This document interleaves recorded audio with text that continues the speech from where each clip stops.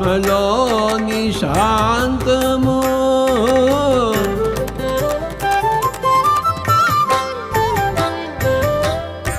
ఆత్మలోని అభయము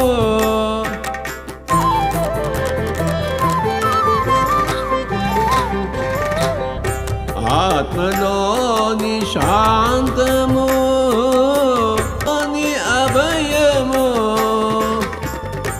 ఆత్మలోని శాంతము. Okay masters, నిన్న బై మిస్టేక్ అండి 14 అయితే 13 అని చెప్పడం జరిగింది. కొంచెం కరెక్ట్ చేసుకోరా అండి. ఈరోజు 15వ రోజు. మన మత విశ్వాసాల ఆలోచన సరళి అన్నీ దాన్ని అనుసరించే ఉంటాయి. మతమౌఢ్యం కూడా దాని ప్రభావమే. అరుదుగా 100కో 1,00,000కో ఒకరు కష్టపడి సాధన చేసి ఈ గ్రీడ్ల ప్రభావం నుంచి వ్యక్తిగతంగా భయపడి ఆధ్యాత్మికంగా ఎదుగుతారు. వాళ్ళనే మనం మాయను జయించిన మహనీయులు అంటాము. ఈ గ్రీడ్లో మార్పు వస్తేనే మానవుల్లో ఎక్కువ మందిలో సామూహికంగా మార్పు వస్తుంది. అంతవరకు మానవాళి 3వ పరిధి ప్రభావంతో ఉండాల్సిందే. కర్మ. మనుషులుగా మనం కర్మ చేసుకుంటున్నాం. మనం ఒక మనిషిని చంపితే మనకు పాపకర్మ చుట్టుకుంటుంది. ఒక జంతువు ఒక మనిషిని చంపితే దానికి ఎలాంటి కర్మ అంటదు. ఈ తేడా ఎందువల్ల వస్తుందంటే జంతువు తనకు ఆకలి వేసినప్పుడు లేదా ప్రాణభయం ఏర్పడినప్పుడు మాత్రమే చంపుతుంది. అవసరం తీరిపోయాక ఇక దానికి ఆలోచనే ఉండదు. కనుకనే క్రూర జంతువుకు ఆకలి వేయినంత వరకు మిగిలిన జంతువులు నిశ్చింతగా పరిసరాల్లో తిరుగుతుంటాయి. దానికి ఆకలి వేసి నిలబడి చుట్టూ చూసినప్పుడే ఆ జంతువులు భయపడి పారిపోవడానికి సిద్ధపడతాయి. కానీ మనిషి అలా కాదు. తన అవసరం కోసం మాత్రమే కాక వినోదం కోసం, స్వార్థం కోసం, తన గొప్పదనాన్ని చాటుకోవటం కోసం చంపుతాడు, గర్వపడతాడు. కనుకనే అతనికి కర్మ ఏర్పడుతుంది. పురాణాల్లో ఉదాహరణకు మనము వృత్తాసురుడిని తీసుకోవచ్చు. దేవతలను చావగొట్టి బాధించమని ఒక మహర్షి హోమగుండంలో నుంచి మంత్రాలతో వృత్తాసురుడు అనే రాక్షసుని పుట్టిస్తాడు.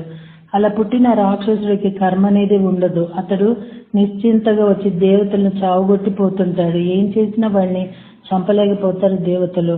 అప్పుడు విష్ణుమూర్తి దగ్గరికి వెళ్ళి మొరపెట్టుకుంటే వాడికి కర్మ అనేదే లేదు.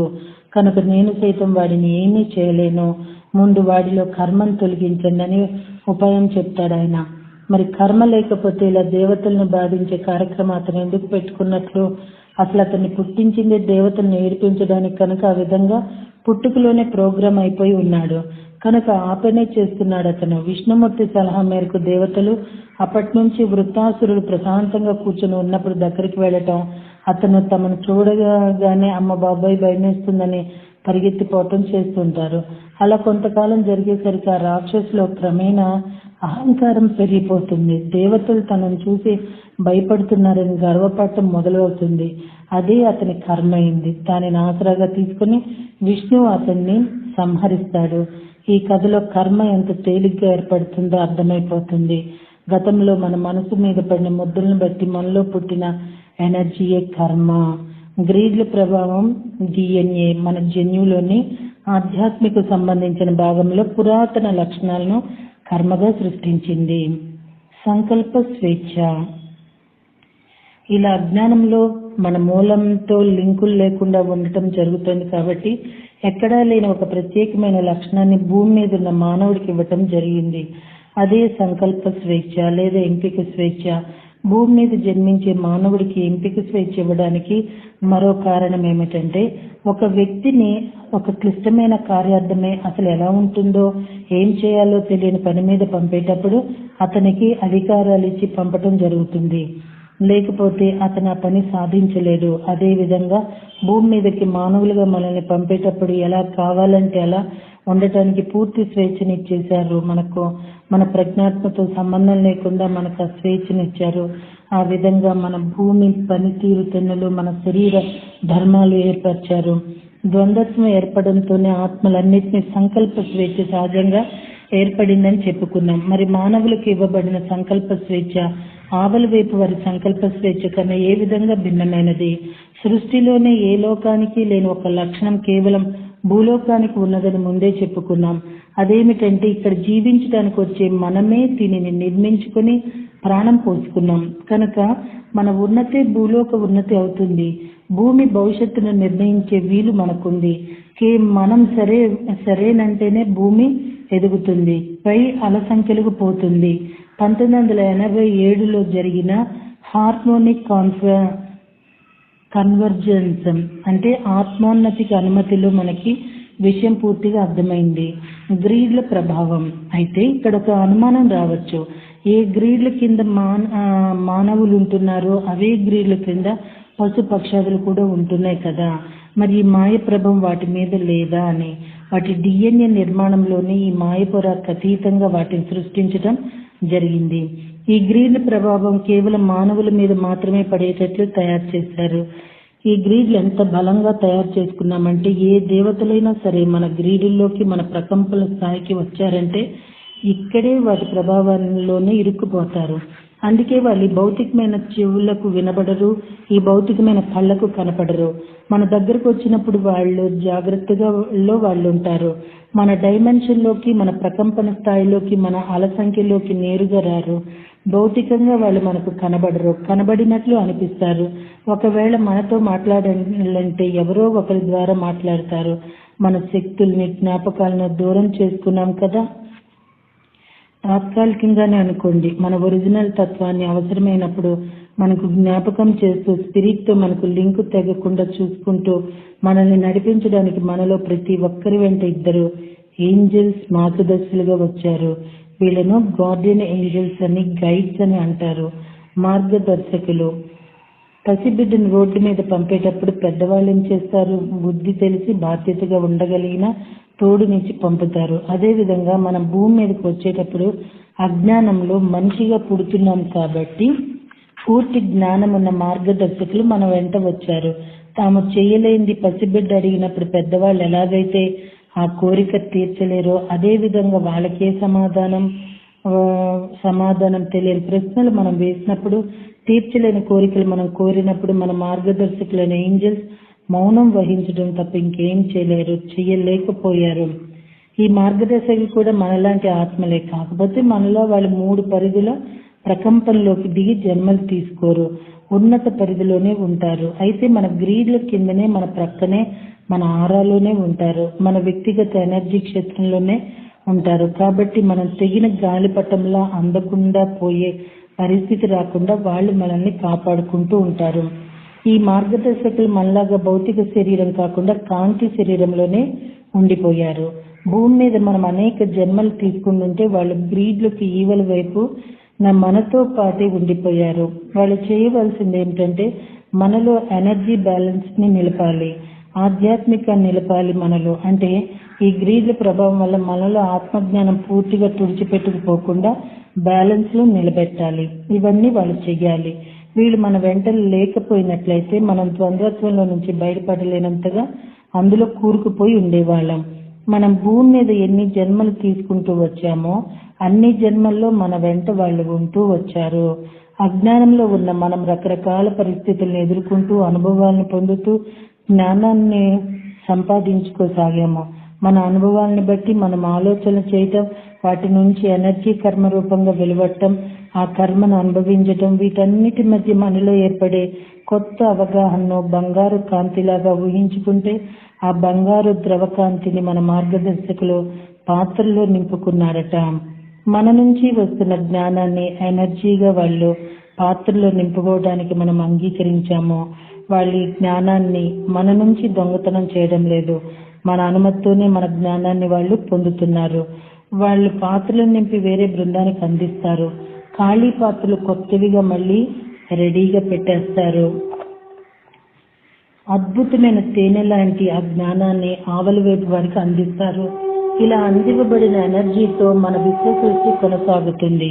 ఈ మధురమైన ఎనర్జీ నెమ్మదిగా విస్తరిస్తూ తొలి సృష్టికి చేరి ఇంటి తత్వాన్ని మార్చేస్తుంది. ఇంతకు మించిన ప్రేమపూర్వకమైన బహుమతి ఎవరికి ఎంతవరకు ఇచ్చి ఉండలేదు. రన్నర్లు మనకు చాలా దగ్గరగా ఉంటారు మార్గదర్శకులు. వీళ్ళు కాకుండా రన్నర్లు ఉంటారు మన వెంట. మనం ఎప్పుడెప్పుడు ఏమేం కావాలనుకుంటామో మన పనులు జరిగేలా చూడడానికి వీళ్ళు మార్గదర్శకుల కింద పనిచేస్తుంటారు. వీళ్ళు మనతో నేరుగా వ్యవహరించడం అనేది ఉండదు. మార్గదర్శకులు అందరి ఎనర్జీ పాత్రలను ఆవల వైపుకు చేరవేసేది వీళ్ళే. అలాగే మార్గదర్శకుల ఆదేశాలను అందుకుని ఆవలి వైపుకు వెళ్ళి పని చేసుకొచ్చే వాళ్ళు వీళ్ళే. విశ్వంలో ఇతర జీవరూపాలు. టోబియస్ కవుల్ద్రాతో మాట్లాడడం మొదలుపెట్టిన కొత్తల్లోనే మన విశ్వంలోని నక్షత్రాలను మానవులే సృష్టించారని టోబియస్ చెప్తే కవుల్ద్రా అంటే జాఫ్రీ హాప్ అసలు నమ్మలేదట. ఉపమానంగా మాట్లాడుతున్నాడేమో లెమ్మనుకున్నాడట కవుల్ద్రా. కానీ తాను చెప్పింది అక్షర సత్యమని అన్నాడు టోబియస్. మన భౌతిక విశ్వంలో కొత్త నక్షత్రాలు ఏవైతే పుట్టుకొస్తున్నాయో, కొత్తగా పుట్టుకొచ్చినట్లు ఏవైతే కనబడుతున్నాయో, ఇక్కడ భూమి మీద మనం చేసే పనుల వల్ల ఏర్పడుతున్న ఎనర్జీతో వాటిని మనమే సృష్టిస్తున్నామట. ఒకరోజు రాత్రి కవుల్ద్రా ఆకాశంలోని నక్షత్రాలు కేస్తూ చూస్తూ టోబియస్ అడిగాడట, కొత్త జీవులనే వాళ్ళు నిజంగా ఉన్నారా? మనుషుల్లాంటి జీవులు గాని ఇతర రకాల జీవులు గాని విశ్వంలో ఉన్నారా అని. ఎక్కువగా లేరన్నాడట టోబియస్. ఉండటానికి చాలా రకాల మానవులు ఉన్నారట ఎన్నో లోకాల్లో. అయితే భూమి మీద ఉన్న మానవులే అందరిలోకి ప్రత్యేకమైన వాళ్ళు. మన విశ్వంలో అన్ని రకాల జీవరూపాలు ఉన్నాయి, కానీ మానవుడు అంత క్లిష్టమైన జీవరూపాలు కావట అవి. మనం అనుకున్నట్లు ఒక గ్రహం నుంచి మరో గ్రహానికి అంతరిక్ష నౌకల్లో గ్రహాంతవాసులు ఎవరూ తిరగటం లేదట.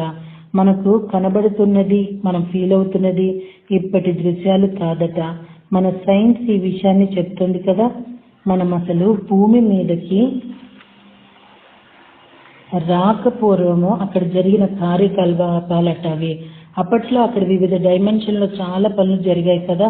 అప్పటి దృశ్యాలను ఇప్పుడు చూసి వాళ్ళనే గ్రహాంతరవాసులని మనం అనుకుంటున్నామట. ఆ కనపడుతున్నది ఎవరో వాళ్ళనే గ్రహాంతవాసులని మనం అంటూ ఉంటున్నామట. ఎవరో కాదు, గతంలోని మనమేనట. ఒకప్పుడు మనం ఆ దశ నుంచి వచ్చిన వాళ్ళమే కదా. వాళ్ళని చూస్తే మన గతం, మన చిన్నతనం, మన అనుభవాలేమి, అప్పటి అమాయకత్వం గుర్తుకొస్తుంది మనకు. మన ఆలోచనలు అటుపోయి మనము అనవసరంగా వాటి గురించి ఆలోచించకూడదని టోబియస్ మనకిలా చెప్తున్నాడు. మన విశ్వంలో ఎనర్జీ పరంగా చాలా పని జరుగుతుంది. అయితే అది మనిషి కంటికి కనబడదట. కవుల్ద్రా ఆకాశంలోకి చూసి అక్కడ ఎక్కువగా ఏమీ లేదని అర్థం చేసుకున్నాక, మరైతే ఇంత పెద్ద విశ్వం ఎందుకు అని అడిగాడట టోబియస్ను. దానికి సమాధానం చాలా సింపుల్ అంటాడు టోబియస్. ఆ కనబడే విశ్వం అంతా మలి సృష్టి, అంటే సెకండ్ క్రియేషన్ కి పునాది అట. మనమే దాన్ని సృష్టిస్తూ వచ్చామట మనకు తెలియకుండానే. గ్రహాంతర బీజాలు కలిగిన తల్లిదండ్రుల గురించి చెప్పమని ఒక శాంబ్రా అడిగితే టోబియస్ ఆ ప్రశ్నకు సూటిగా సమాధానం చెప్పలేదు. అది చాలా క్లిష్టమైన విషయం అట. గ్రహాంతర వాసులకు మనము పుట్టామన్న విషయాన్ని ఆలోచించవద్దంటాడు. ఇప్పటి జన్మ గురించి ఆలోచించమంటాడు. వీటికి మూలాలు మనం భూమి మీదకి రాకముందు ఏర్పడ్డాయట. అగ్నిగోడ దాటాక అనుభవాలు చాలా తీవ్రమైనయట. ఆ అనుభవాల వల్లే మనం ఈ భూమి మీదకి భౌతిక రూపంలో రావడానికి వీలయ్యింది. గ్రహాంత వాసులు ఎవరో మనల్ని పుట్టించారని అనుకోవద్దంటాడు. అది వాస్తవమైనా సరే, మన ప్రజ్ఞాత్మే మనల్ని పుట్టించిందని, మనలోని సృష్టికర్త వల్లే మనం ఏర్పడ్డామని, ఇక్కడికి రాకముందు చాలా తీవ్రమైన ఎనర్జీ పరమైన అనుభవాల వల్లే మనం ఏర్పడ్డామని అనుకోమంటాడు. మనకి మనమే తల్లిదండ్రులమని అనుకోమంటాడు. ఈ కథలన్నీ వినటం మొదలు పెడితే మనకు బాధ కలగవచ్చు, కోపం రావచ్చు. దానివల్ల వేరే విధమైన ఎనర్జీ ఏర్పడుతుంది. న్యూ ఎనర్జీలోకి వెళ్ళే అవకాశం తగ్గిపోతుంది. అందుకే అనవసరమైన గతాన్ని పక్కన పెట్టేసి మన అభివృద్ధికి అవసరమైన దాన్ని తీసుకుని ముందుకు పోతూ ఉండాలి. అవసరమైన సమయంలో ఆ గ్రహాంతర వాసుల గురించి మనకు ఎలాగో తెలుస్తుంది, తొందరపడనేలా. ఓకే మాస్టర్స్, మరి ఈ మనకి చాలా అవసరమైన జ్ఞానమేనండి. ఆల్రెడీ చాలా మంది బుక్ చదివారు, అయినా కూడా ఒకసారి ప్రస్తుతం నెమరు వేసుకోవాల్సిన బుక్ నాలెడ్జ్ మాస్టర్స్ ఇది. మరి రేపు తొలి పాపం గురించి తెలియజేయబోతున్నారు. ఆ జ్ఞానాన్ని అందుకోవటానికి సిద్ధంగా ఉందామా అండి? Thank you very much masters. ఈ న్యూ ఎనర్జీలో మళ్ళీ రేపు కలుద్దాము.